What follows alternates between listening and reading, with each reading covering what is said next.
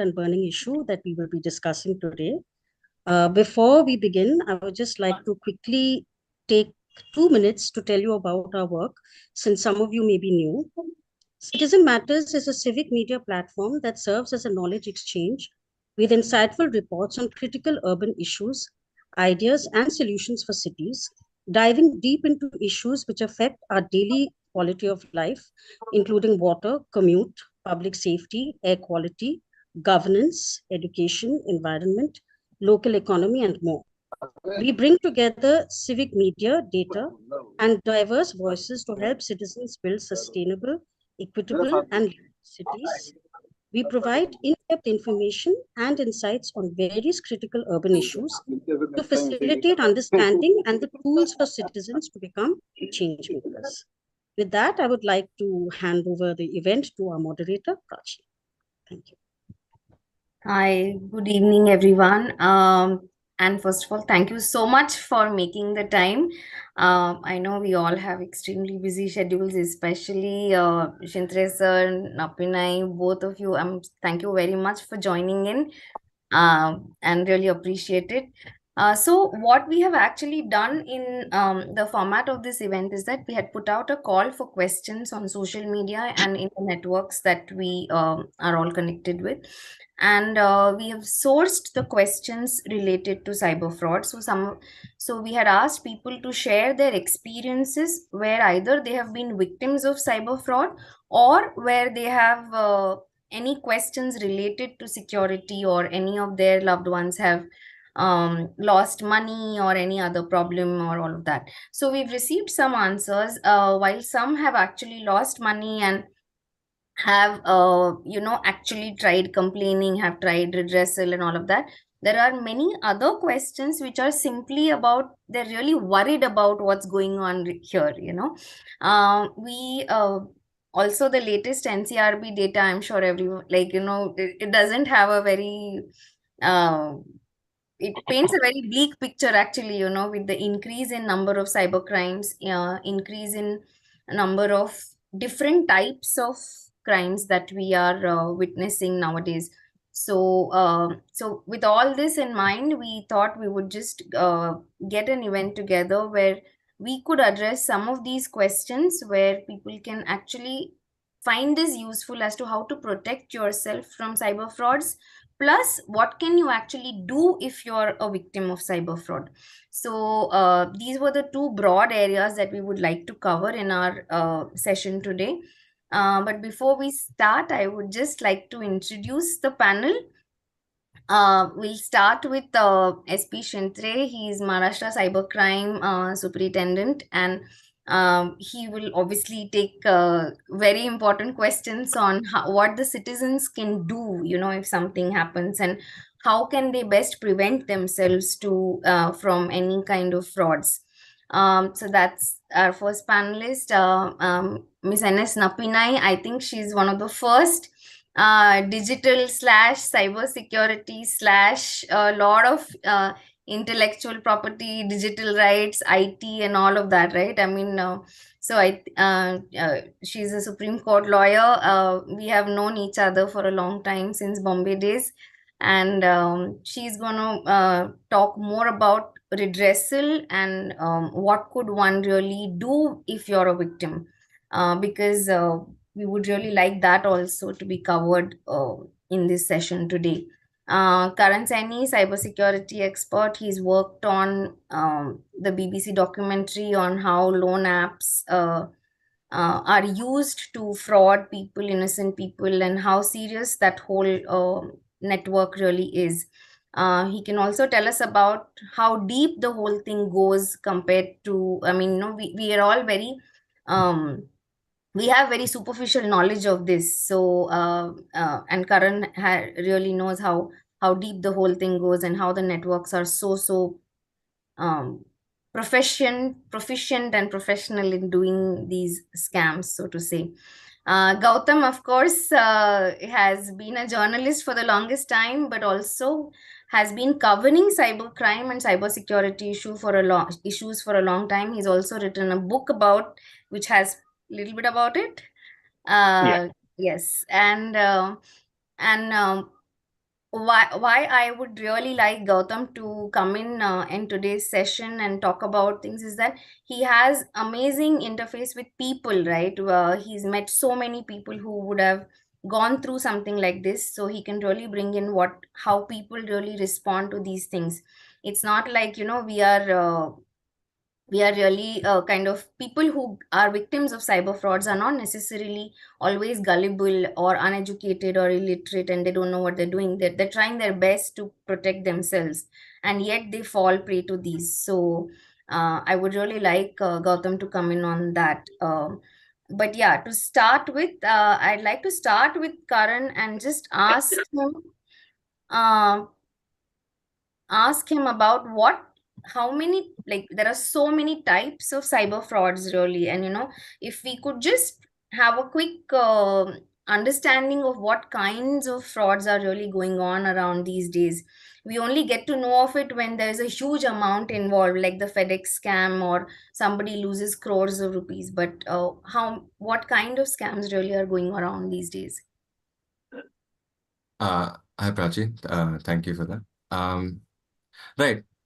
So as Prachi said, there are a lot of different kinds of cyber crimes, I would call them, which and a lot of them, I mean, they're all of differing complexity, right? But in most cases, what the attackers do is they will sort of lay out a trap in places where you're not expecting, yourself to be sort of victimized by cybercrime. So if you're making a post on a website like OLX or on Facebook Marketplace, what a lot of these criminals actually do is they will set up uh, different kinds of web scrapers which will keep I mean they'll set up basically a system to monitor all of the posts that are coming in onto those platforms.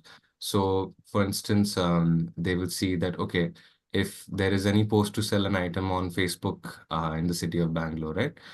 If someone is selling furniture, maybe they're selling some other, like a service on Facebook Marketplace. They have programs which will sort of automatically message the poster of an advertisement, and from there on, the attackers will then place themselves into in a position where they can interact with whoever has say made a advertisement on Facebook Marketplace. And I mean most cyber frauds, the end goal is to extract money out of people. The way they do it is obviously different. In some cases, the attackers will gain remote access of your system by way of either you will have installed a remote administration tool after being instructed by them to do so, or they will try and siphon an OTP for a transaction. And so there are a lot of different ways where through which attackers, defraud people and make money doing this. But yeah, to think about it in a sense, whenever you go on the internet, there's, as a regular user, you expect that you're using systems and you're, like say, like a website like OLX, and you're expecting there's other people like you who are using the systems for the purposes that they're meant for, which is for buying and selling items and goods. But alongside all of that, there's also, unscrupulous people who will sort of set up shop on these platforms, and the entire purpose of being on these platforms is to find people who are, who they can try and then defraud. Yeah. Karan, if I could come in here, we have got several queries about people who used fairly official websites, whether it is Facebook, whether it is OLX, whether it is Bharat AXA something, or Bharat Gas. They are looking for something, or the other one was Google, like very no brokers website was one, Magic Bricks was one. So these are fairly official. These are not random websites that they're going through. So I think what Karan is saying here is quite important, because it's like a parallel thing going on while you're accessing these websites, I think so. And in a lot of cases, actually, what happens is, cyber fraudsters will set up advertisements using networks like Google Ads. So if you search for something like Paytm support number, what you will find as the first 5 or first 10 results will actually be websites that have been set up by these attackers, where they'll try and make you think that a certain number belongs to Paytm phone support. And that's the sort of, they've laid out a hook, and then you get caught in that trap, right? You will call that number, and over the phone, then you'll be guided into, maybe you'll be looking for a resolution to maybe a payment that you sent, which wasn't received by someone. And in that process, they will attempt to scam you. So yeah, a lot of, so one of the concerns is like user-generated content on sites like OLX and Magicbricks, where anyone is free to post and anyone is also free to peruse the material that is on there. And the other is if you're searching for something on Google, another thing which I recall is during, I think, the COVID lockdown, a lot of people had fallen for a home delivery of wine scam, which was essentially they would search for different wine shops in their area. And what the attackers would have done there is just set up on Google Maps different stores claiming to have a phone number where you message them on WhatsApp, you send them a payment, and they will home deliver wine to you. But of course, no deliveries were actually made, because to set up a shop on Google Maps, you don't need to do a lot of, you don't have to authenticate yourself really as being the owner of that shop. There's lots of ways to set up, fake Yeah. entries on a lot of these websites. And also websites like business directories. I'm forgetting the name. I think IndiaMart. Because the attackers have so much space to sort of just advertise themselves, either the case is people aren't able to verify the information that they're presented with, and then they get scammed, or attackers actively reach out to people and sort of misrepresent themselves to sort of defraud them. Yeah. Right. So yeah. Is anyone else speaking? Yeah. So, once somebody has, like, there are two to three sort of things happening over here. Somebody is impersonating other person, other organization, and people are sharing their access to their private data is going away. So there are various things that are happening apart from the money being stolen. So, Ms. Napina, if you could come in here and, give us a little bit of guidance plus explanation of, what really one can do, because most of the times these are untraceable. So, how does one really go about it? Because one, your data has been leaked, the second, your money has been stolen. Plus, we don't know what else has been stolen from your phone in terms of privacy, in terms of whether you could be threatened by it, or, I don't know, like, so how does one really go about it? Because there are multiple layers of fraud taking place over here. So thank you for having me here. So when we are talking about cyber crimes, we are primarily focusing today on crimes which impact individuals. We're not talking about crimes which will affect our businesses or national security, etc. So I just wanted to qualify it when I start. And secondly, when we are speaking about cyber crimes impacting individuals, it could be multi-layered. So based on your question, again, I'm limiting my response only to financial frauds and not taking it beyond that aspect in terms of even cyber crimes impacting individuals. So when you look at the way financial frauds have evolved in terms of using the online domain or devices or any kind of computing device or mechanism, the way it moves forward is, and this is a classic, bait and reel concept, which is that only two things work: fear or greed. So if you look at the early day crimes, it worked on greed. So you had your lotteries, you had your inheritance, etc. But predominantly now, when you look at the trend of crimes and the methodologies, it relies on fear. So during COVID, it was about you not being able to access your bank account or your payment system if you do not complete your know your customer norms. or KYC norms as we call it. It played on your fear in terms of what is happening with respect to COVID. And then you would click on links which would probably contain malware. You would download apps which was actually downloading malware into your system. So I'd like to start off with a few cautions first and then move into the legal aspects. The first and foremost, every single time I've dealt with a case, particularly, in some instances, it was also celebrities, some instances, common people with maybe celebrity connects, some instances, just common people who have suffered hacking into their social media accounts on their phone. Often they believe that by just dealing with that level of intrusion, meaning getting back their account, means they have resolved their problem. So it's really important for every single victim of such an attack to actually have their devices verified. Chances are, and this is what Karan was adverting to earlier, chances are their devices have been compromised, and it is through that. And when I say compromise, what it means is you have malware, or what we colloquially call virus, in your system, in your mobile phone, in your device. So what it may result in is that you will end up having other kinds of attacks happening. Your data is continuously being breached. Your information is still going to a third party. So what you have done is you have only dealt with the symptom, not the actual malaise itself. So it's really critical for you to have your devices checked. Spend on that little bit in terms of, a security measure, a basic antivirus or a better one, depending on the kind of data you're using or the kind of places you're accessing using a particular device.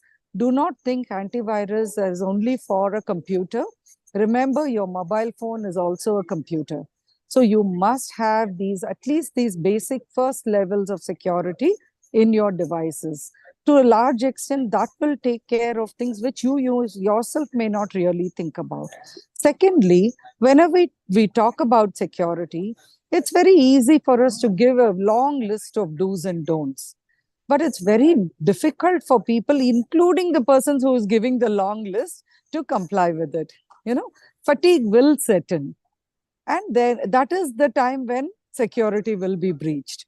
So understand that however safe you may be, it may be breached, but that doesn't mean you're going to be casual. Anyway, it's going to happen. So I might as well be casual. I might as well click on all the links that come to me, etc. That won't work.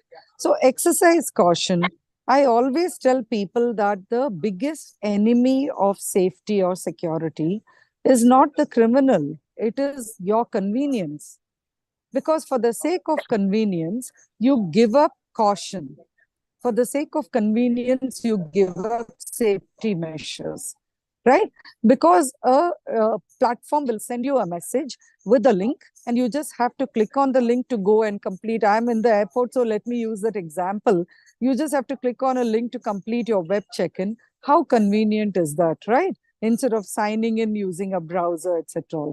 But this is the social engineering which the criminal uses also. They will say, I'm asking you to complete your KYC norms and send it with the link. When you click the link, it actually takes you to malware. The electricity scam that has been happening recently, that your electricity meter will be cut if you don't do XYZ, right? So all these things, as you see, the trend plays on fear and also on this automatic socially engineered response that you have gotten into, that you will simply go to the message and click the link that is there. And with that one click, you've probably compromised your device. Perchance, you relaxed a bit, you made a mistake. Never mind, stop flagellating yourself. Just get your device cleaned, right? So take remedial measures. And I would say this applies if you have fallen victim to a crime also. So there are enough remedies in law. And here I'll try and sum up very quickly because there is so much to cover on this aspect. So the first and foremost is, if it is a bank fraud, you have two circulars of RBI. The first is a zero liability if you report within 3 days, and you have the limited liability within 7 days. So if you go and report to a bank and they say, first register an FIR, please quote the RBI circular to them and tell them they are bound to take your complaint. Of course, you will register the FIR, you will give them the copy, but that doesn't mean the bank can delay taking on record your written complaint. Every complaint or any kind of communication is to be given in writing. Take an acknowledgement. This is how you protect your rights at a first level. The second level is in terms of understanding what is contributory negligence, which is where you have fallen prey to a phishing attack. You have shared an OTP despite all the messages that have told you, do not share OTPs or one-time passwords, right? So if you have done that also, understand that you may still get some recovery of limited liability, right? Check what are your insurance claims process, even on your credit or debit card, because each of these instruments do carry some insurance. Depending on the tier that you fall under, you will have your insurance claims also in place. Often I have heard people say they would rather use a debit card than a credit card. I'm giving a contrarian view here, that if you use a credit card, you still have a 15-day window to complain and stop a transaction. So you never know, you may actually be better off using a credit card. But please check what your terms are before you decide how you want to use your payment system. Moving on to the legal aspects in terms of criminal law, you have enough and more provisions under existing criminal laws. The original general laws, of course, is the Indian Penal Code, and you have special laws under the Information Technology Act, or IT Act for short. So depending on the kind of financial fraud that you have fallen prey to, you may either go under the general IPC provisions of 420 for cheating. Very specifically, you have a provision for cheating by impersonation, where someone, today we are talking about deep fakes. So there are cases already, a relative, etc. So in those cases, you have provisions under the Indian Penal Code. But more importantly, when these same offenses are committed using the electronic device, you have the provisions under IT Act 2. 66C says if somebody steals somebody's identity, it's an offense. And if you use that to cheat by impersonating someone else, under 66C is identity theft, 66D is cheating by impersonation. So you have these two provisions under the IT Act also.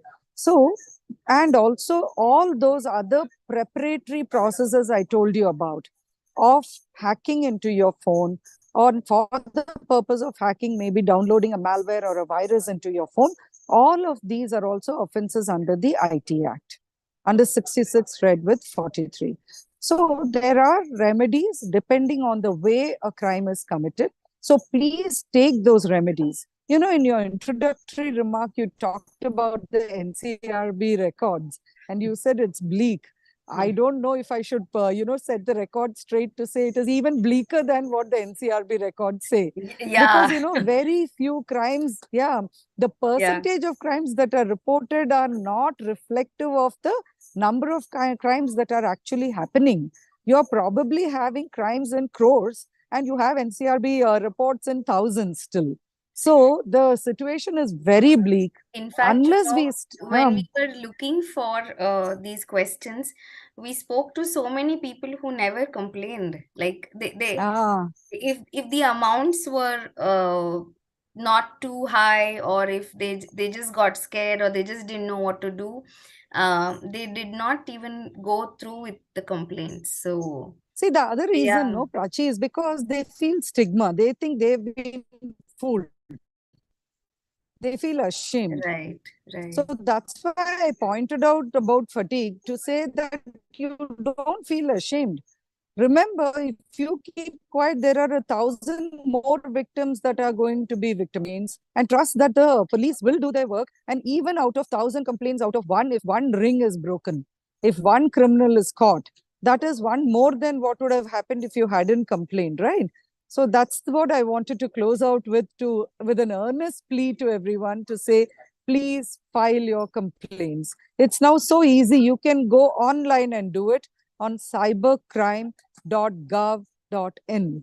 This was set up for the benefit of all individuals who may or may not be able, and particularly during COVID, it came in so handy. So please use these remedies. Please use the, again, this is also convenience at your fingertip, but so use this, no, True. instead of the clicking on the wrong links. True, So, true. mm, I know you have to go, so yeah, but I still wanted to get one question in, which is sure. not so much about frauds as such, but cyber crimes, because I wanted to Mm, bring in the whole issue of sextortion over here, yeah, and though people are really scared of talking about it also. So, yes. however, it is something that is affecting a lot of people, including women, and so if you could just give us a little bit on how to deal with it, how are women grappling with it? Because um, I think it's something quite, I mean, dangerous is a big word to use, but I think it Yes. could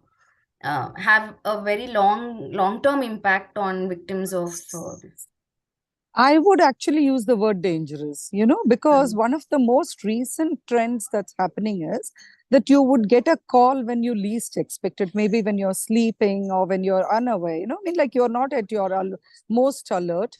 And then they will tempt you with the suggestive imagery, which may not even be real, which may even be doctored, but nevertheless. And then they catch your video in the act. Okay. So, and then they use that to extort money out of you, because you may end up indulging in either sex talk or a sexual act, right?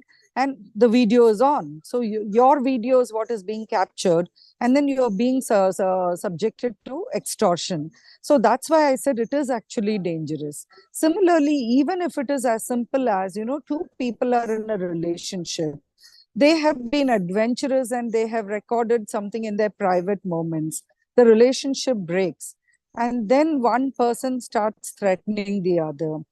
Again, I would say it is a dangerous situation, because in cases like that, people have lost their life.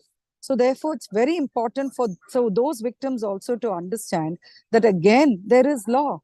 Just because you use the word revenge porn, just because you may be all use the term sextortion, does not mean that, the law doesn't say exactly a heading saying revenge porn or sextortion. Therefore, there is no remedy. This is how most victims understand it. That's not the case. That's not how law works. Law does not look at headings. It looks at what the provisions under a particular section says. And if that fits into the fact case of your situation, then you can invoke that provision to prosecute.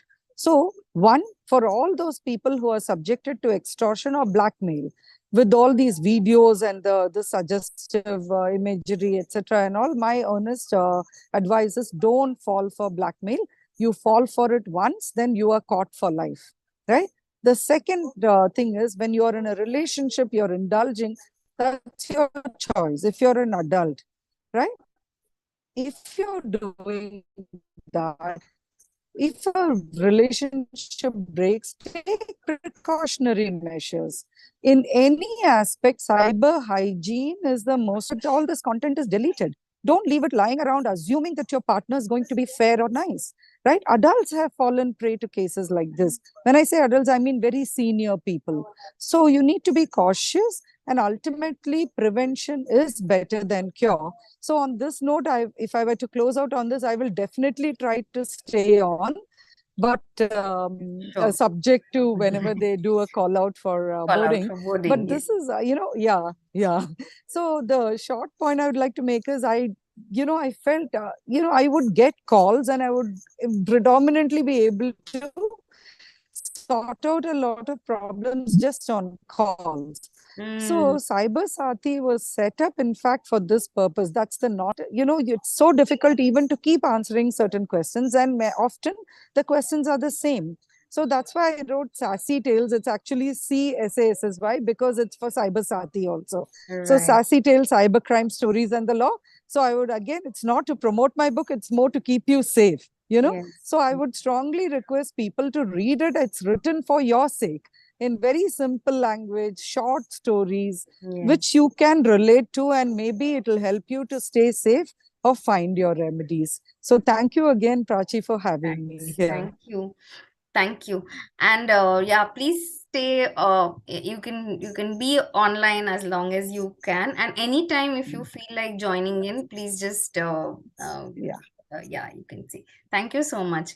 Yeah. So I would now like to ask Mr. Shintre sir, about what has been actually discussed so far. That these are the remedies that are available. These are the laws that protect citizens, and these are the kinds of frauds that are really going on. I mean, the queries that we have, they range from someone registered and bought something online and did not get money back, to without sharing the OTP also someone lost a lot of money.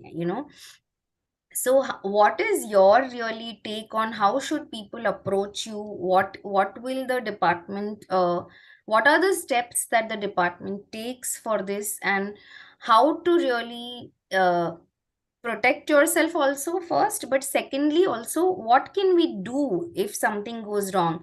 Like I said, I know people who did not even come forward for complaining, because they thought that the amount is small, or I have only given my OTP, so what could I do, sort of a thing. So what is really your advice slash, what is the information that you could share with us about this? As long as our session is concerned, the speakers or the participants have expressed their views. But in our police, that is cyber police, that some data should be taken into account. That in India, around about 128 crore people are using the SIM cards. They are using the facilities of the SIM cards. And out of that 128 crore people, around about 80 crore people are using internet services. The in-between figure, that is 80 crore to 128 crore, that is 48 crore. These people are not using the internet services, but they are using the tele services. That is they are making calls here and there. And that is the thing there. Again, what is in the society? The cyber criminals are watching all these social activities, what the common civilian is searching for. And whatever they are searching, the data is created, that is open source data. That is available to everybody. Even you go to any medical shop, medical store, if you buy something, you take some medicines, then they will ask your mobile number. And that their website is hosted somewhere. Even you go to any school, they will ask you some personal details as a parent, as a schoolboy. Then that data is also posted somewhere, and that is the data available with these cyber criminals. By only searching any services or any products or any life things, then that data which is generated in a TBs, that is what means and GB and then TB, and that data is available with that the cyber criminals, and they are analyzing it. They have some experts in there, and they are setting up some modus operandi. And to catch the victims or to get the victim, they have only three methods. Three means: either they call you and they will offer something, either they send SMS and they will get attention from you, what you are searching. Then they will send some links either on SMS or on WhatsApp. Then there are so many in India, around about 40 to 47 social media platforms are there. They are managing the even marriage. They are managing the every product, any services, any training schedules. So many platforms are there, and people are subscribing them, and that is also data for them. All this data, after analyzing that data, they are sending some messages to the common civilians, one by message, one by calling, some by sending friend request on Facebook. They are also active on Instagram. They are also active on Facebook. And they are creating such an advertisement there that such and such product is available and we are dealing with. If you want any product from that Facebook advertisement or YouTube advertisement or Instagram advertising, because all these service providers, maybe Facebook, maybe Twitter, maybe any other thing, they're not responsible for the content of any advertisement that is shown or that is displayed on Facebook pages or in Instagram pages. And simply they are targeting very, very small people. They will say a task fraud. You all must be knowing that there is a task fraud. They will send some link. Sometimes they will assure some work from job, and they will deposit money in your account to get confidence of any common civilian. And after a certain limit, they will say that to have more money, you have to invest something. And in that, to get back these whatever the amount they have deposited, they have created there, they will ask for 25 lakhs to withdraw it. We have to invest on another 15 lakhs. And likewise, if they got a sufficient money from the victim, they will certainly disconnect all things, internet services, then call not taking, all things happen. For this, from police angle, it is only solution because we are handling 1930 helpline. On that helpline, regularly we are getting around about 1,000 to 1,500 calls from victims across the Maharashtra, excluding Mumbai. Mumbai has their own helpline, and we are handling the rest of Maharashtra. We are getting around about 1,000 to 5,000 calls. In that, only some man, some common man from village area, he wants to buy 5 milk in buffalo. Then there is advertise on Instagram that the cyber criminals are there. They will post some visuals and some whatever they advertise they want to. And accordingly, he has deposited money in their account and he is waiting for the buffalo to come. But buffalo never comes. In some cases, some sand, some has some minor works of homework.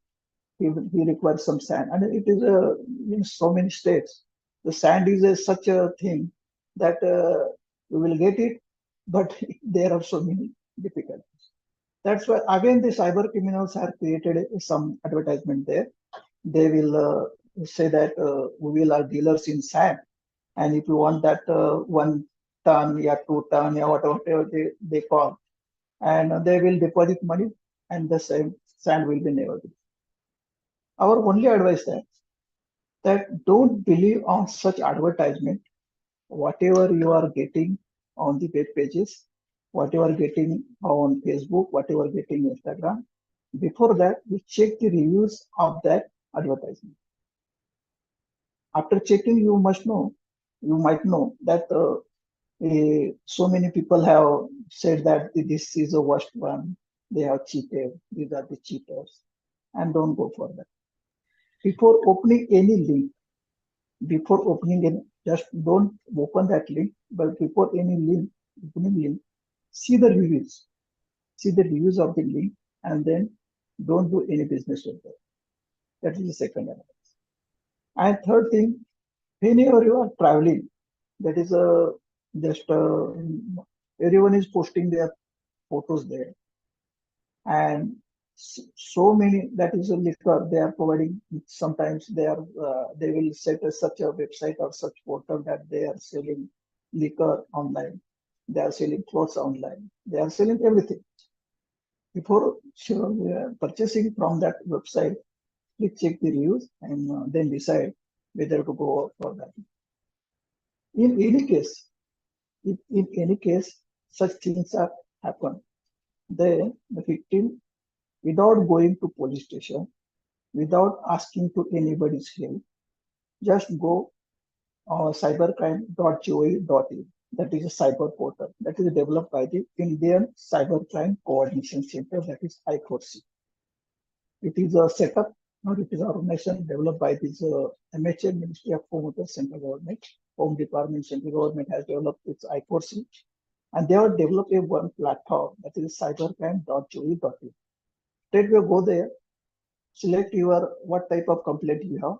If there is a fraud, then there is a separate portal for a separate section is there. That separate article is there. You register there. When you register complaint there, then you will get a SMS from that portal that such and such complaint is lodged there. And after lodging that complaint, immediately email will be shoot to if the system identifies the culprit's account where the money has gone, and that culprit's account is frozen, and then lien amount is marked there. As far as figures are concerned, around about 800 crores of the common civilian people have been frozen there. They are saved there. And as far as the Maharashtra is concerned, we have frozen around about 90 crores rupees of the common people, which are from this cyber criminals account. And again, there is one helpline, 1930. On that helpline, if you have any problems for registering complaint on cybercrime.gov.in the portal, you can straightway dial 1930, call there. That there will be some police officers or some police officers or any other call takers. They will register your complaint, and you will get message that such complaint is registered. But there is a time limit. When you get if you register complaint on that portal or you call on 1930, within 3 hours, your whole money can be saved. Cyber criminals account frozen there, and that is hold in that account. And after some procedure, magistrate procedure, court orders, you can get back money from the cyber criminals account to your own. That facility is created by the MHA. That is the only solution. Regarding the other crimes, you have to, if there is no financial loss or if there is financial fraud, and the cyber criminals are never coming to your home or house. They are not physically contacting you. Don't we consider that they will come to home and like other robbers In and fact, dacoits? sir, I wanted to ask you that I mean, most of the cyber frauds, we all kind of think that it's all happening somewhere else. Is there an element of it becoming physical at any point? Is there any possibility of physical harm to the victim or victim's family in any what has been your there is no. experience? Then no single case is there. Okay. No single case is there, Okay. as far as our record is concerned. Okay. But no single case. They are just only sending the malicious things about this victim to their contact list. Whenever downloading apps or links provided by them, there is some malware. They are extracting, asking every permission from your handset, that is device, and all data, whatever your photos, whatever your videos, they are capturing it, and they are misusing it by using the deepfake technology. Deepfake technology is nothing but is machine learning, and the artificial use on machine learning. They are just swapping your voices, samples of the voices, sampling your the pictures, and creating a targeted picture that is in what content they are want to spread your lies about you, and that content they are spreading to your contact list, and you everywhere the common civilian are feared that such a malicious thing about me, if others, my contact, my best friend or my colleagues will get know, then there is no place for me, then I can't live in that situation. That's why from that fear, they are extracting money from this. That no, in any case, they have never visited any victim's place, Right. never contact her. They are just telephonic contact, and they are spreading lies on WhatsApp or whatever. Right. Right. Thank you, sir. I think, yeah, I think, And and if any cyber criminal is contacting you regarding any cyber crime, hmm, just ignore him. If you have some courage, then you can revert him in that his what language he understands. That is the only solution. right. Yes, yes, yes. Right. Thank you, sir. Actually, yeah, that helps. We will also circulate the website address and the numbers. Sir, one question was here that 1930 is a national helpline, or It is a national helpline. it is a It is a national national helpline. helpline. Okay. It is a geofence. It is geofence. When Okay. you are in Gujarat, that call will go to Ahmedabad or whatever Right. where the Right. Right. All right. Which crime is reported most? Okay. Is there any actually, is there any particular type of fraud which is happening a lot, like not more than others, or maybe we can't identify it, can but I? a lot of calls are lot of Right. calls. It's a lot of, yeah. A lot of things are there. They are changing every day. They have new modus operandi. Right. Right. In season wise, if there are vacation period, they will ask. They have hotels booking. If you want to book here in a cheap rate, we will book your hotel for you. Destination places. If there is a summer season, they will come up with the refrigerators and all whatever they things. And if Right. there is a rainy season, they will come with some chhatris. Right. That things are there. In Right. season wise, vacation wise, your celebrations, if there is a Diwali session, the Diwali vacation is there, some Ganpati festival is there. In that situation, they will come with such type of website and such types of. Right. Yes. Right. Actually, Even they are sending the impersonated emails of the government yes. to the common civilian that such and such money is government you are deposited what can we say, that income tax, more income tax, Yes. and you want to return it, and for Return. that you want your credential.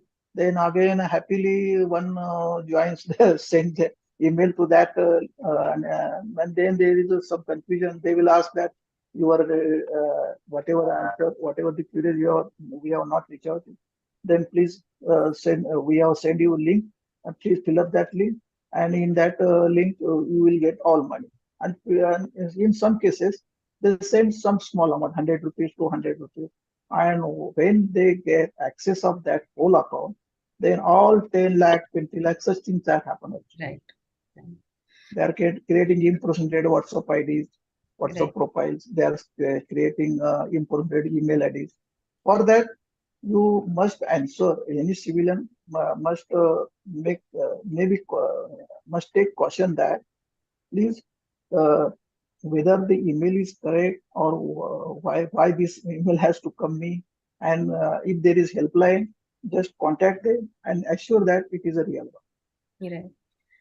Actually, this really leads into what I wanted to ask Gautam, actually, about what, like I said earlier also, it's not as if people are not being careful when they do something, but the fatigue that Ms. Napinai referred to, or the fact that we may not know how complicated this whole thing can be in terms of impersonating, like what Karan referred about, you search for a number and it's the scam numbers that come up on top, so all these queries are there, and but what does really go on here, Gautam, if you could tell us about how it works, and how do people who are more or less thinking, and they know what they're doing, it's not like, how do they kind of fall prey to this? And what's the Right. impact on them, you know? I mean, what really,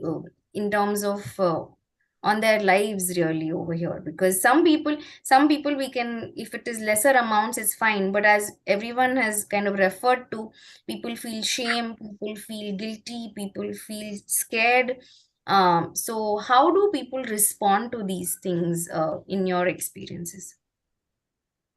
Uh, Thanks, Prachi. I would first like to begin with a small warning, taking off from what Shindre sir said about seasonal cybercrimes. It is Mm. December. There's Christmas around the corner. There's New Year around the corner. So everybody who's watching this, please bear in mind that 80 to 85% of all the ads you will see on Instagram or Facebook or in a Google search about discounts, special sales are going to be fake. Right? Be very careful what you open and what you buy, because you're not buying anything, you're only paying money and losing money. It is also the time when you find yourself wishing you had a few extra rupees to buy better gifts for your family. And once again, there are paid advertisements by cyber criminals offering you part-time jobs and quick payouts. They are all fake. And this also leads into the answer to your question about how exactly it works. A friend of mine who is very smart, very tech savvy, very much in touch with the news. She's self-employed, right? She has her own agency, and sometimes the cash flow is a bit restricted. So she saw an ad about a part-time job. She thought might as well do this for the time being till matters improve. Typically, it was a scam. She was even paid some 200, 400 rupees in the beginning for some simple task. Then she was made part of a Telegram group. They asked her to invest money in exchange for double profits. She invested some money, and then she was blocked everywhere, and she realized she'd been taken for a ride. In my experience, people mostly realize they've been cheated after they've lost money, right? So I don't think we'll ever be able to very accurately guess what goes on in the mind of the victim while they are being cheated, or exactly what buttons the criminals know to press while dealing with different victims every time. But this is a woman who is an active blogger. She reads the internet and the news very often, and she still fell prey to it. And even after that, her first instinct was to try and check which account on that Telegram group was still active. And I had to tell her, you stop your investigation. Please file a complaint first. Yeah, So in the fact, there is knee-jerk a reaction. query that we have Mm, received about mm, someone being paid for YouTube likes, mm, and mm, mm, after he or she paid for the did those likes, mm, they mm. got some money for some time. Right, Then right, they invested 25,000 rupees and they right. never got it back. That's Yeah, so exactly what happened to this friend of mine also. So the, you have to realize that these scams are evolving to the extent of being willing to pay you money first to steal larger amounts. That willingness to actually pay money is something that is new. You would not normally associate that with a criminal. You would, by default, think it's a genuine party you are dealing with. But today, there is a red flag. So even if they are paying you money, the minute they ask you to invest your own money, it's a red flag. It's a sign to watch out for. Right. I have a civilian cybercrime investigator friend who very happily does these tasks and makes 400-500 rupees every time, and then reveals his identity. And every time he makes money, he has a drink with that money. It's his favorite pastime. But the point being that, firstly, how organized these people have become, and secondly, how easy it's become to impersonate anybody on the internet through any medium. Like a lot of us who work for corporate entities, news publications included, would have an official email ID. You may have an email ID called prachi.pingle@citizenmatters.com. A platform like Gmail lets me create an email domain in my company's name for a small amount of money. It's hosted by Google, but it is in my company's name. It's not at the rate gmail.com, right? right. All I have to do is create an email account saying citizenmatters.com, but I change an I to an E or an A to an O somewhere. Nobody reads the entire email ID. Then I go on LinkedIn and I find out who actually is senior enough in Citizen Matters, and I make the email ID in there. And then I start sending out emails to actual employees of Citizen Matters saying such and such amount has to be released to such and such party immediately. Out of 50 people I send it to, maybe one person will be from your accounts department who will be fooled, and the money is released. all those emails you may receive, which you think are spam, right? We saw your website, we would like to promote it, get in touch with that. You might ignore that. I might ignore that. Somebody in your online team might not ignore it. He might see it as an opportunity. That is textbook phishing. You cast a net in the sea and you try to catch fish. But the point being, it's no longer somebody telling you that you won a huge lottery or that you have been named as the inheritor of some long forgotten king's legacy. Those were like, I think, long back when first we Yeah. used to see those Yeah, when with we many, first got our many email. zeros in the subject True. line. Yes. Yeah. Exactly.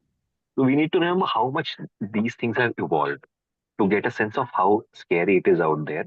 Like a lot of people say that you can't be safe.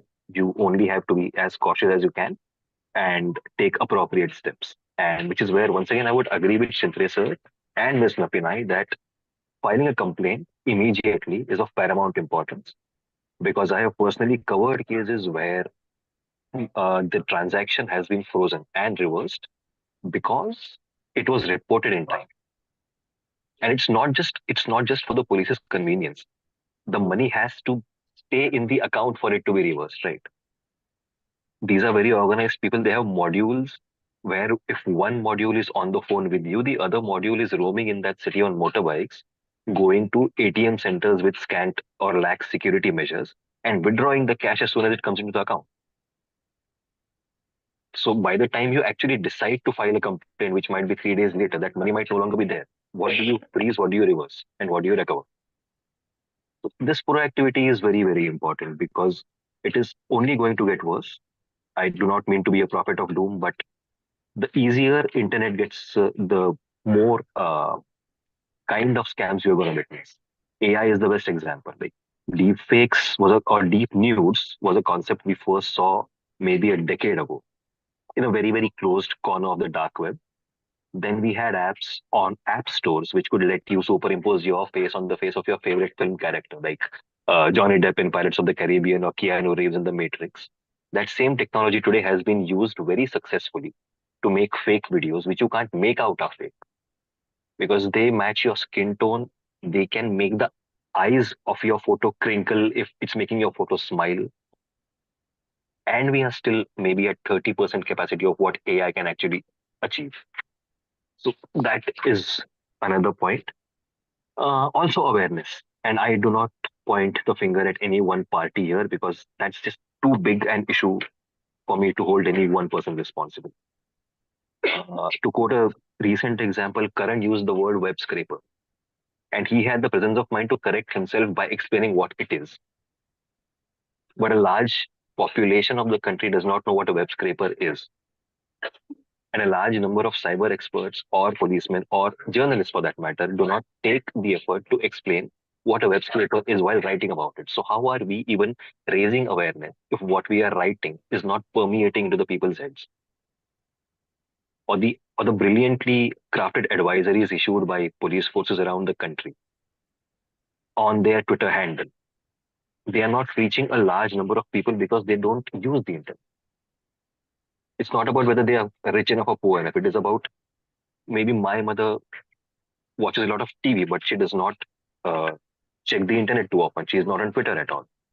So at national level, at policy level, are there any steps being taken to ensure that what you're trying to say is reaching the people that you're trying to save or protect?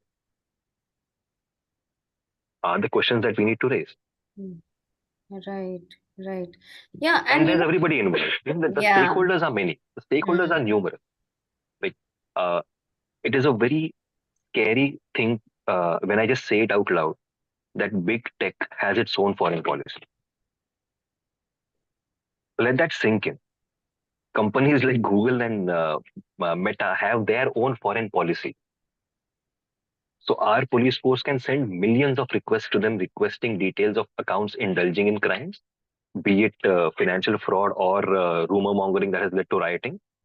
But they get to decide which request they will honor. Right. And there is one example given by Mr. Brijesh Singh, who's now ADG Maharashtra Police and Principal Secretary to the CMO. One example which I'll never get tired of quoting. YouTube has an algorithm that lets it detect whether when you're uploading a video, if the audio with it has copyright violations. Right. At the same time, a terrorist organization can upload a beheading video without any problem. Correct. It is clearly a matter of will. Hmm. It's clearly a matter of where you are willing to focus on, Hmm. right? Banks have been riding their moral high horse for decades, saying that we have given you a big boon in the form of OTP system, two-factor Yeah. authentication. Yeah. The first time I wrote about a malware that can intercept your OTP through your SMS was 8 years ago. Right. In fact, Gautam, we actually received cases where people have said that they were not even asked for OTP, but while they Hmm. were on the call itself, everything was done and over. Right? So it's not Right. even, I mean, we know that we should not share OTP, but Hmm. now Hmm. it has Hmm. gone to the next level where you don't have to share your OTP, we still got you. Right? Exactly. I mean, Exactly. it's just I getting mean, better and better when it comes to exactly. so So, I mean, I'm not saying that we are not taking enough efforts. We, yeah. as a nation or as a system, Mm. everybody is taking a lot of efforts. But at the same time, cyber criminals are getting better every day. So we cannot be resting on our laurels. We Mm. will need to keep thinking of better measures. And I don't think it works if you come back and ask me what those measures should be, because I am not Yeah. a banking expert. I am not a cyber expert. I am just somebody who's observing what's happening and putting it out there. Right. Right. Um. Yeah. Yes, Shinte sir, you want to come? Yes. Mm. In this, without any OTP, the money is deducted. That things you are raising here. That in this case, what happens? That there is some investigation into that. That what these cyber criminals are doing, they are going to the point of sale, that is where the SIM cards are for sale, and in that they get the data from the various sites. That suppose you are having some uh, sale purchase of the property or anything, then 712 extract and other things. You have to go to the government site and register your fingerprints. And again, that there is a registered process. What the cyber criminals are doing, they are getting all this fingerprint data, and they are making some techniques that look like plastic and plastic with the help of this plastic fiber. They are making these fingerprints, and they are with that fingerprint, they are going to these SIM card dealers, and they say that my SIM card is broken one, and if I want to change this SIM card, I have to take new SIM card. And in that, what happens that easily or some suspicious SIM card dealers, they are selling these SIM cards, and what they are doing at that time, they are just blocking or they are just switching the SIM cards.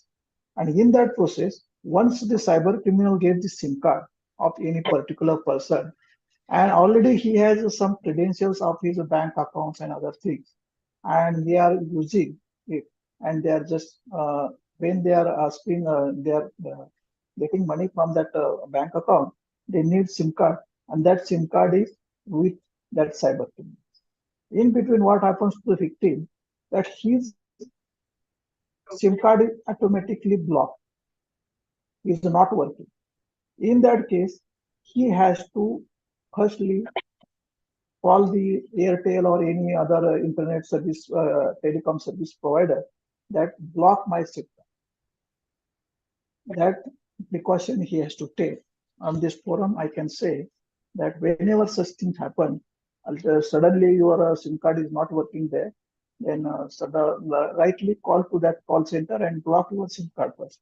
Then and then that services will be blocked there, and then you can reactivate by providing your documents to the dealer.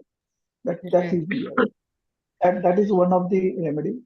Another Right. thing, if you are using the AnyDesk or a TeamViewer or any when you are sharing your desktop with others, But you are not, after ending your session, you are not closing that session. And in that case, the cyber criminals may be active there. They can access your display and they are getting OTP. For that OTP, without any OTP, if there is a debit from your account, simply block, call your Airtel or there are various helplines are there. Call the service provider. Please block my SIM card. It is misused. And go there, visit there, take another SIM card or take that SIM card also. For that, whatever the SIM card this culprit is having, that has been totally blocked. And that your purpose will be served. And if any such thing happens to you, firstly call to 1930 or register complaint on that cybercrime.gov.in. Earlier, if you register complaint in the right time, within 3 hours, when you get SMS on your mobile phone, that such as amount is debited from your account, then and then whole money is saved. Yes. Ms. Napinai, you wanted to come in here. Are you able to speak now? Yeah. Yes. Am I audible? Yes, yes. Yeah, so just a couple of points I wanted to come in on. The first is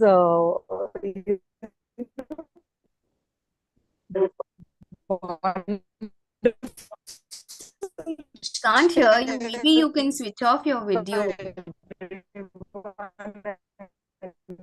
Gautam, short of in. Okay. Yeah, now Can you hear me? Yeah, now it is better. Yes, yes. Yeah. So I just wanted to clarify that. Yeah. So I just wanted to clarify that how this issue about platforms being able to block copyright content but not crimes formed the basis for a Supreme Court case of Prajwala versus Union of India. Right. And the issue of platforms by consensus undertaking to develop AI tools to be able to identify particularly offenses against women and children, like violent videos or child sexual abuse content, was an undertaking that's been given to the court, and it forms part of the court's order. In fact, the website cybercrime.gov.in is a direct outcome of this case also. Initially, the website was set up for only receiving online complaints with respect to offenses against women and children. Thereafter, it was expanded to include all kinds of cyber crimes. So, I just wanted to come in only to explain this aspect that courts have also played a very critical role in terms of ensuring a safer online space. Yeah, thanks. We are obviously running out of time and the topic is really huge. But I still have two things to do. I wanted Mr. Shivaraman to come in. He has been a victim of a fraud and he wanted to share his experience. And I also wanted Karan, are you still there? Yes, I'm still here. Yes, okay. I also wanted to bring in Karan towards the end to get into a little bit of how serious this could get when it actually starts affecting lives of people, fairly seriously. So, just two quick. I might have a little more panic to inject on that front at the end. Yeah. So, So first, Mr. Shivaraman, could you share your experience and then we could just do. Yeah, definitely. Thanks for giving me the opportunity. My sister-in-law lost 19,500 on 10th January. She immediately called me because I am a Twitter expert as well as a software expert of how to send mails, how to do the tweet, how to connect to the correct bank and everything. So immediately I tweeted on January 10th, she lost 19,000, no MPIN, no OTP, nothing. The moment she clicked the link, the money is gone. We have the this thing, what is that? That's a fraudster's mobile number also. And he's a North Indian somewhere because she's also a North Indian. She came from Delhi. She was taking online classes. So usually the money will be credited to her account. So using some fraudulent mechanism, the money was lost. Now my question is, it's very clear. Victim bank is Indian Overseas Bank, her husband's pension account. Okay, and it has gone to Rajasthan's HDFC Bank account. Now cybercrime Tamil Nadu is telling it is not able to trace. I am totally confused because we have three financial regulators, RBI, IRDAI and SEBI.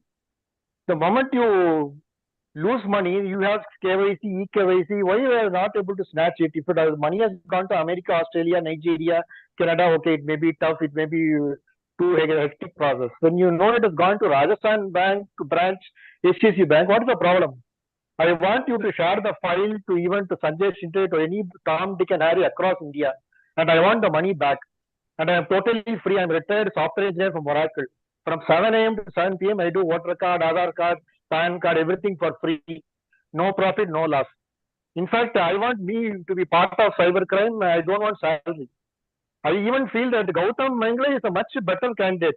I also want Mr. Sanjay Shinde to tell what all his qualification, how he got into this job, and in his past experience, how much crime he has filed the FIR, and how much is found out, and how much is still pending.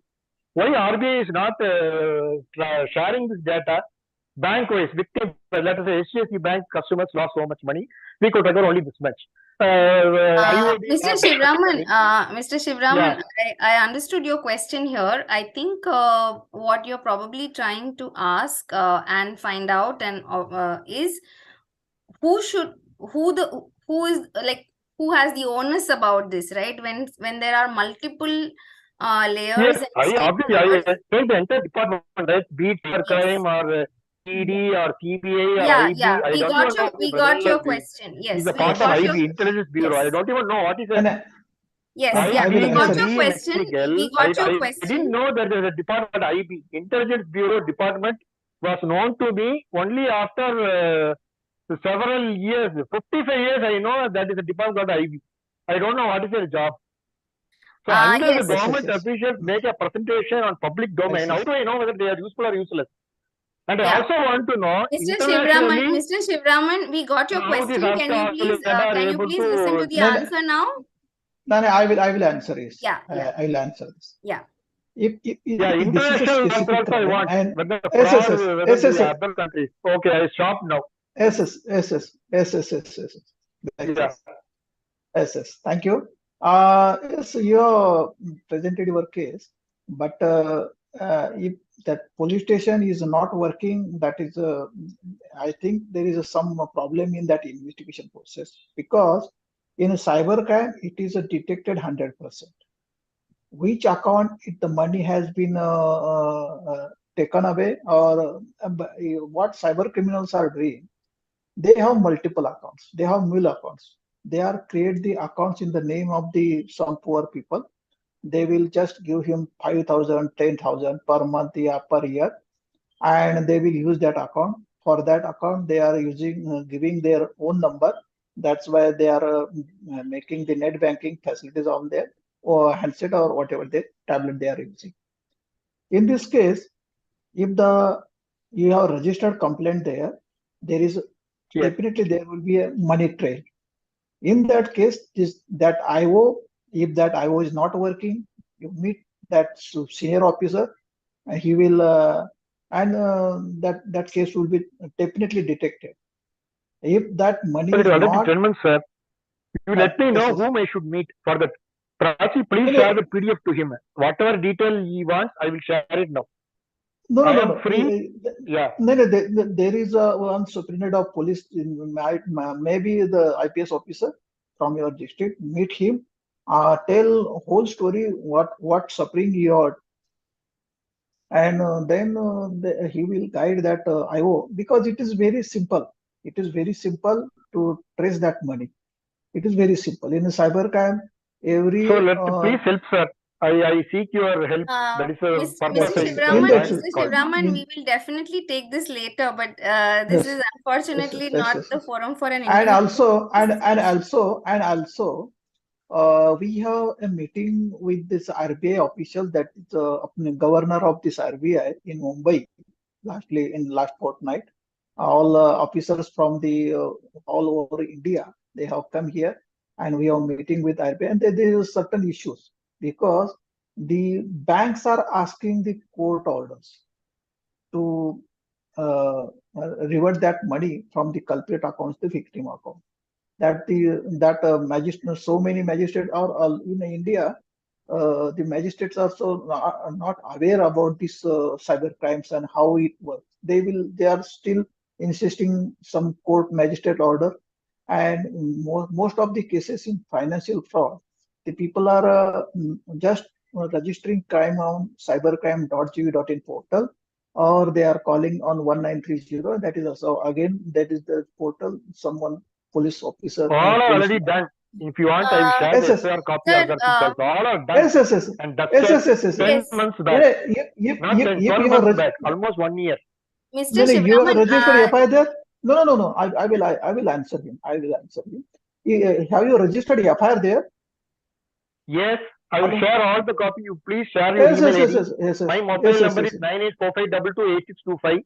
I have shared to Okay. Prachi. I am 24 Yes, hours yes. available. Even if you call at 12 a.m., I Okay. will do. Okay. And I will No, do in service that, free of cost. I don't even need any salary. I will do it no. free. If I get Yes, the sir. money, it boosts government staff's morale. Yes. there If are No, we there's will any do lack that. of We will do training, that. please Oh, train the we will magistrate. do No? that. And it is, we Huh? will do that. We will do that. Please send the details. We will work on that. yes, we will Yes, please definitely share take your this. email ID also. Yeah. I'll send it today. Yes, It will be yes. sent to you, CCing Prachi, Yes, if at all she is yes. interested.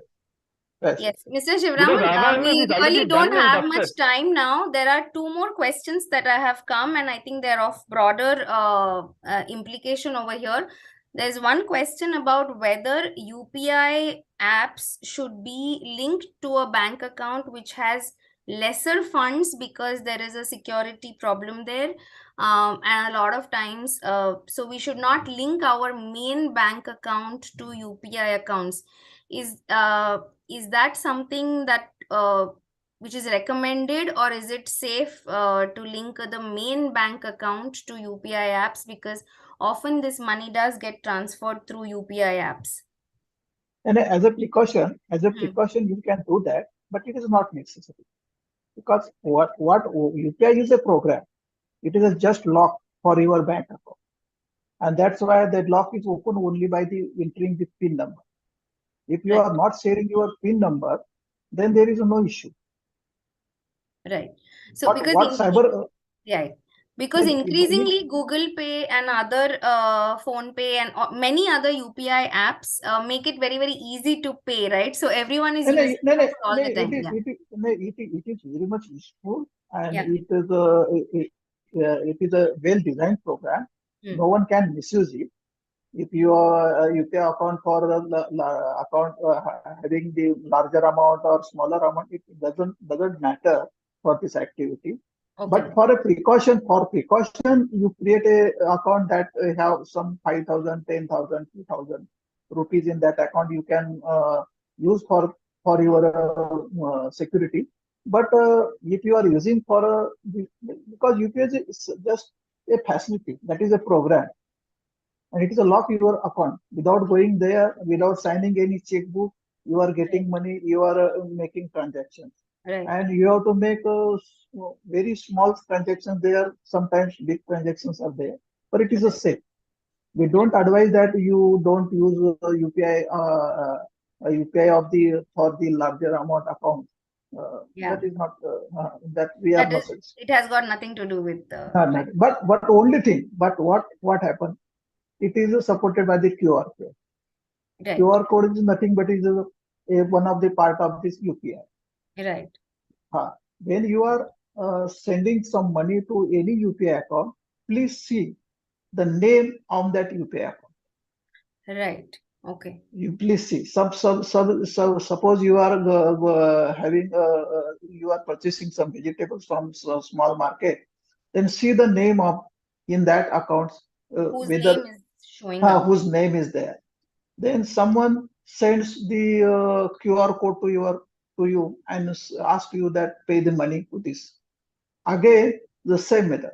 Unless you enter PIN number there, your money will not be detected. Right. And before entering that PIN number, just verify whose name is there. Right. Whether it is a cyber Cross-check criminals, whether, yeah. and Right. it is displayed there. It is Right. displayed there. Yeah. Before entering PIN number, it is displayed there. From Right. which account and which account you are debiting and to which account you are depositing. Right. Right. Yes. There's one comment from Ms. Napinai before she went off, I think. She said, one clarification you can add on this, the complaint is given, though the complaint is given online, you still have to go to the police station to give your statement. And the complainant has to cooperate with the police, etc. So the investigation part happens physically. Could you just elaborate on that, like in terms Yes, of yes, yes. And actually, what happens here? Hmm. That the civilians are considering that when you are registering complaint online or you are registering complaint on that portal, that is your FIR. It is not FIR. Not as per the when we have to FIR means there is a investigation, and in investigation, police has the power of the search, seizure, and arrest. These powers police have, unless and until there is FIR, police can't arrest anybody. They can't search any premises. They can't go for here and there for investigation. Right. For that, if you want to FIR, if you want to investigate that crime, in some cases, the money is taken away from this ATM. Right. If some victim has lost money and this culprit has taken away all money from the ATM, that in that case, the investigation is needed to recover that money, to find out the culprit. And it is very much easy. And unless and until if you want investigation in that, if you want catch that culprit, it is the ultimate motive of everyone, as far as the civilian is concerned, or a victim is concerned, and police officer is concerned. But you have to lodge FIR there. But if you want only your money back, in that cases 1930 and cybercrime.gov.in that portal, Right. it is working. So those It are is the two working. different Two different things. two different things. It is only it only facilitates the in financial fraud cases. For regular crime, sexual harassment, cyberbullying, Right. stalking, all these other things are there. For that, you have to register it. Right. Okay. Got it. In fact, yeah, the last thing which I wanted to, I know it's really late and we really need to wrap this up, but I still wanted to get this in. And I'd like just 2 minutes from Karan and Gautam over here about how deeply it can affect people's lives. We know of cases where people get into borrowing small amounts from various loan apps, and it kind of triggers a chain of events. And there have been cases where victims have killed themselves, and the entire family has obviously been unable to deal with it. And it starts with really smaller amounts of 10,000, 20,000, and you have a chain of events which ends up with the death of the victim. So both Karan and Gautam, if you could just come in here for 2 minutes to just explain how this works and how deeply it affects people who are into it. When it starts very innocuously, but how serious it does get. So yeah. Karan, you One first. thing, thank you, Gautam. One thing I'd like to say is that if you if people are looking to take a loan somewhere to and this is not true for all applications, but generally to avoid downloading any application which promises to give you a loan. If there's a trusted financial institution, they will usually have a website, they will have forms you can fill, they will have bank offices that you can go to take a loan. And quite honestly, it's very easy for cyber criminals to essentially create a template of a loan disbursal application and acquire funds to give out loans to people, and then get this application published on the Google App Store. So the level of the bar is not that high in terms of what it takes to get into this space. And when you download an application which promises you an instant loan or promises you very quick disbursal of a loan, and like says stuff like it doesn't matter what your CIBIL score is, what your credit score is, that they use other metrics to determine whether they can give you a loan. Almost, I would say every single time, that means that application is taking data from your phone. And the second you've downloaded an application which does that, and you give it permissions to, go through your gallery, have access to your contacts, then you're opening yourself up to, uh, those sort of bits of information being used against you. I think in one case when I was researching this, one of the loan applications for the documentary that I worked on with the BBC, which covered a set of loan applications that were, engaged in these kind of malicious practices. A few people received loans from these applications even before they submitted. Even before they submitted the actual documents and completed the loan application process. So, right, they would enter their bank account details and just provide a bit of information. And these applications were in a position to where before the person applying for a loan has even, made the resolve to complete the application, the money would be dispersed. And from there on, the predatory sort of the interest rates which are applied on these loans.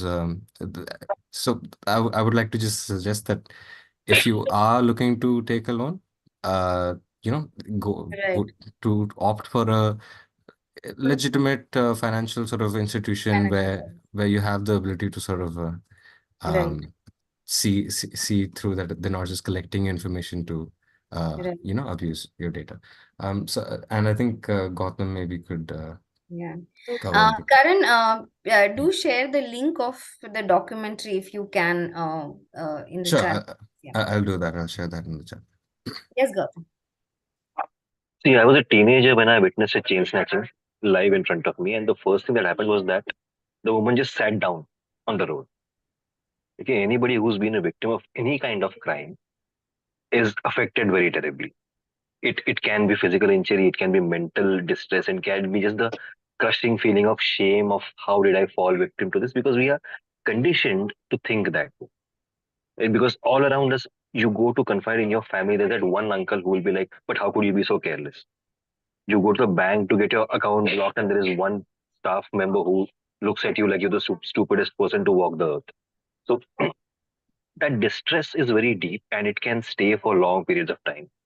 Now apply that same principle to something like sextortion, where you're made so vulnerable and you live with the constant fear of getting published all across the internet. And there are people who have locked themselves in their rooms for 2 months, quit their jobs, and just stayed at home for long periods of time. So the psychological impact is very severe, which is, I think, all the more reason why a lot of our efforts collectively should be towards safeguarding the interests of the victim in any kind of cybercrime, be it financial, be it sextortion, be it cyberbullying, for example, be it trolling, stalking. We need to really think from the victim's viewpoint first. I think if we cultivate that basic sensitivity, I think that's half the job done over there.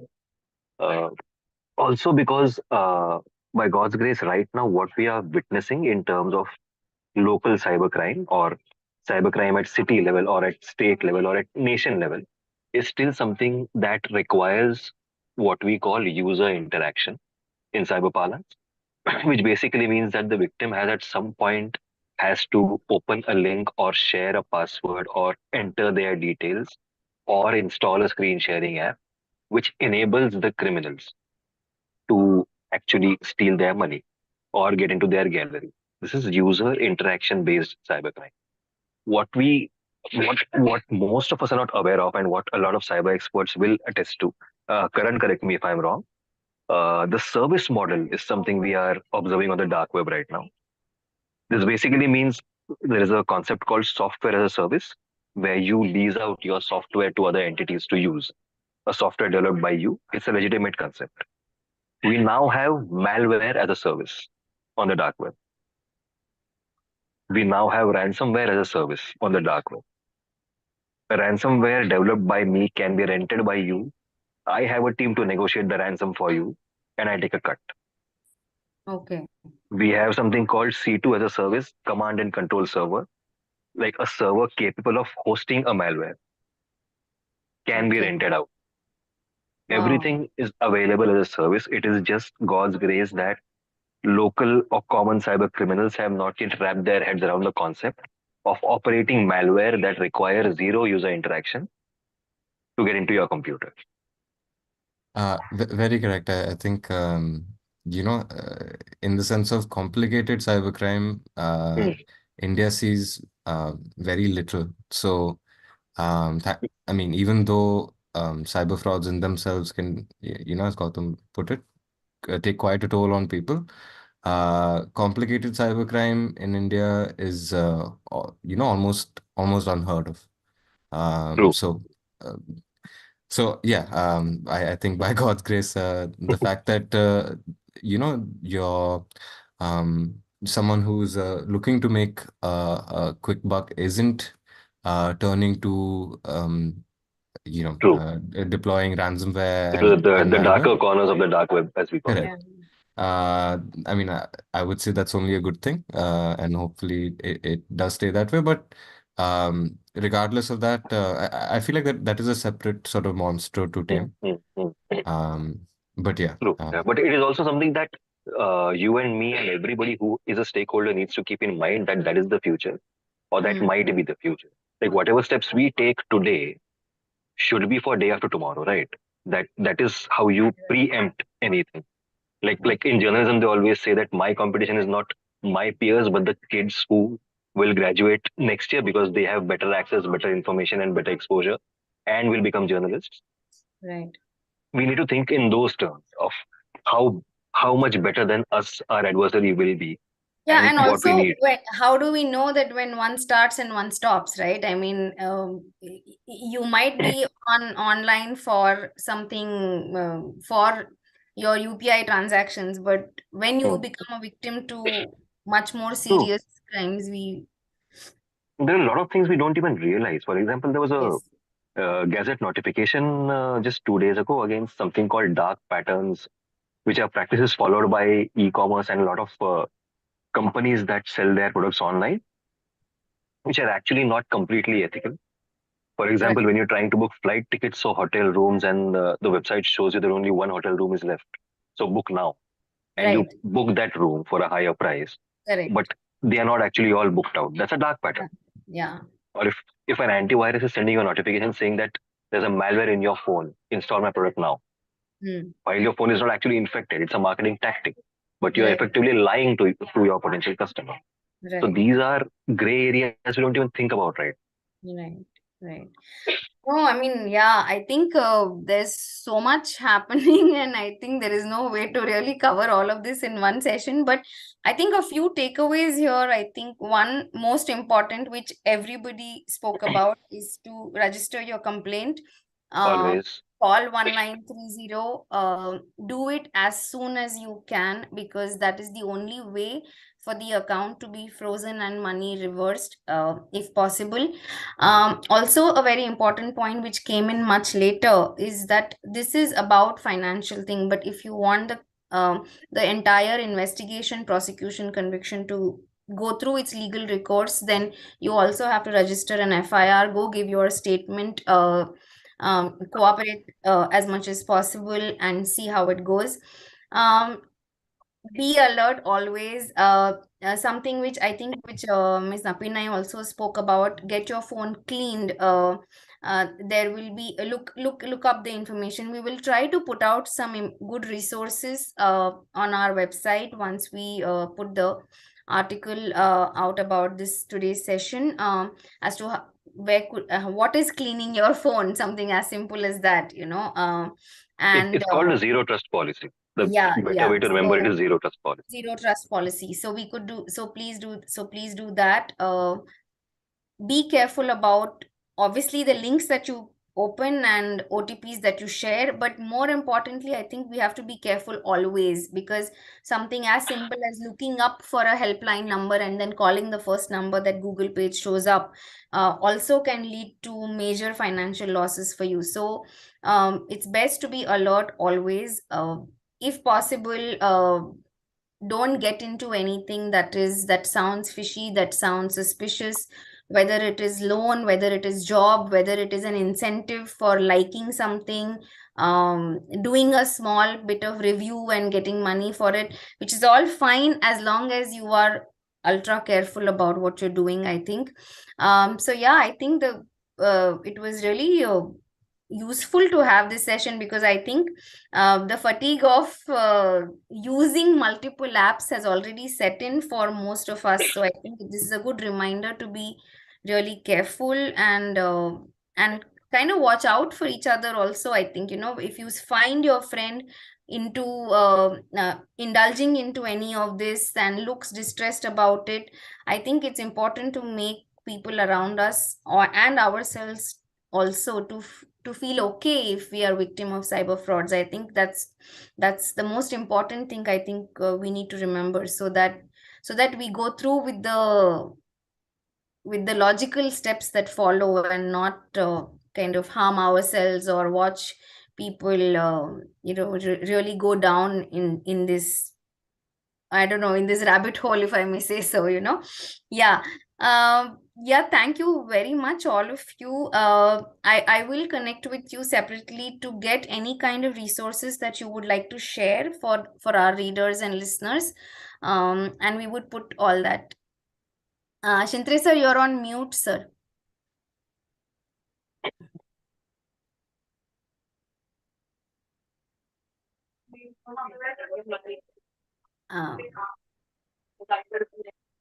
Shintre sir, you're on mute. We can't hear you.